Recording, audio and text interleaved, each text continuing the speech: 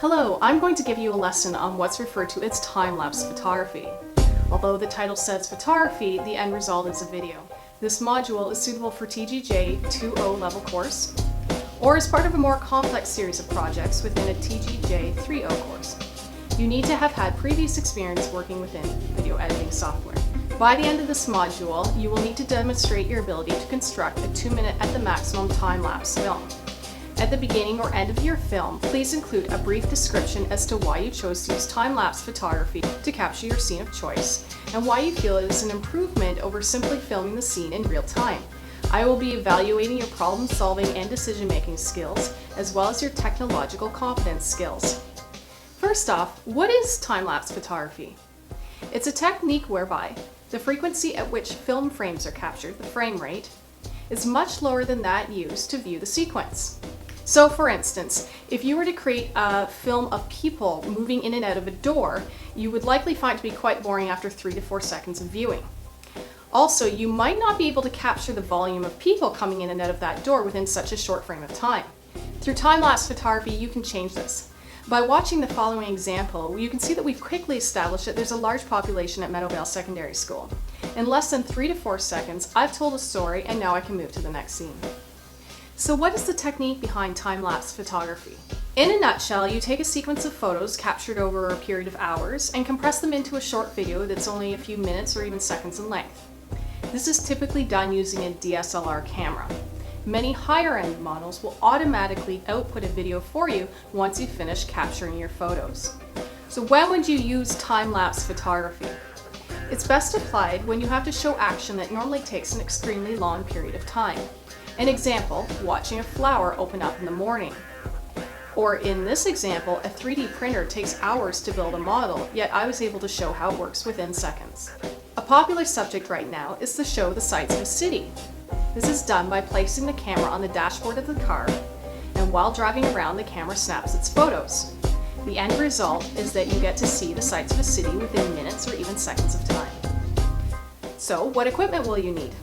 A DSLR, a tripod, a white sheet of paper or a white balance card, and preferably a wide-angle lens. To start, turn your camera on. I will be using a Nikon for the purpose of this demonstration.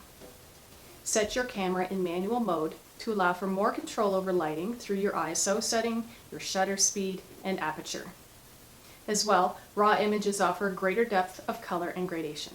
Before we set the ISO and the aperture, we need to adjust the shutter speed, ideally anywhere between 1/3 and 3 seconds, to ensure that scene transitions are smooth, which blurring helps to achieve. It's acceptable to set at 1/30th of a second if the light is intense in the room or outside. 1/30th, however, is far too slow for a sunny day, so make sure you have a neutral density filter available to put on the lens if need be. If you don't have a neutral density filter, then try making a short film with a faster shutter speed and see if that works out well for you. Now we can set our aperture. If you plan on filming a city or a large crowd, select f8, f11, or even f16, as all of those settings allow you to have a longer depth of field.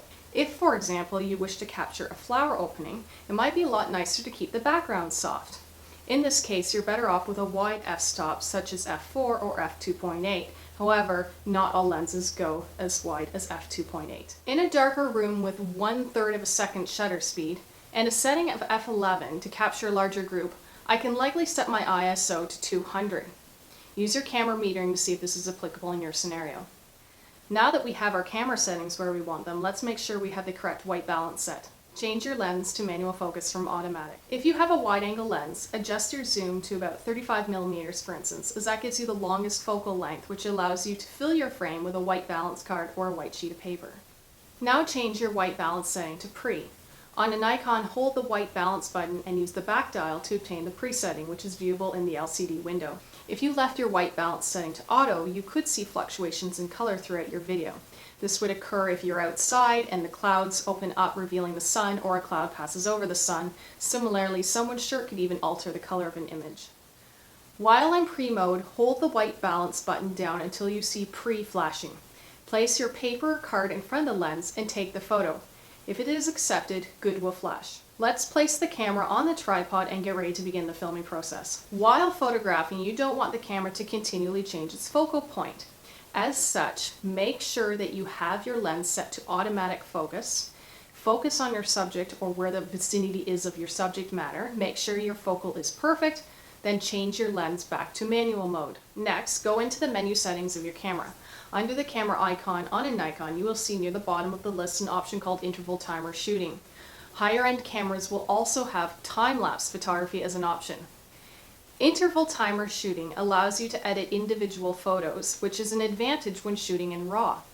Time-lapse photography is automatically output into a video and you don't have access to the individual photos. Select now under interval timing and you will see a screen that allows you to set the frequency with which you take a picture.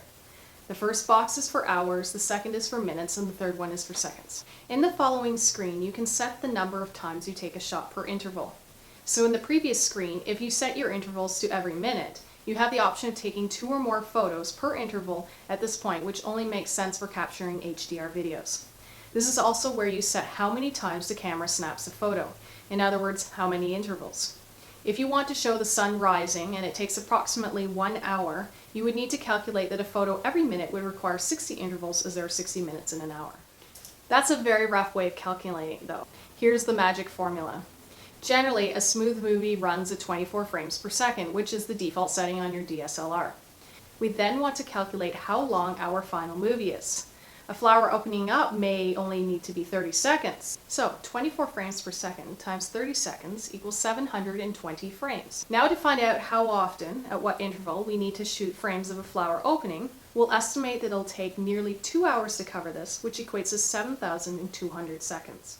7,200 seconds, which is the length of the event, divided by 720 frames needed for the final movie, equals 10-second intervals between frames or shots. Let's hit OK now under Start.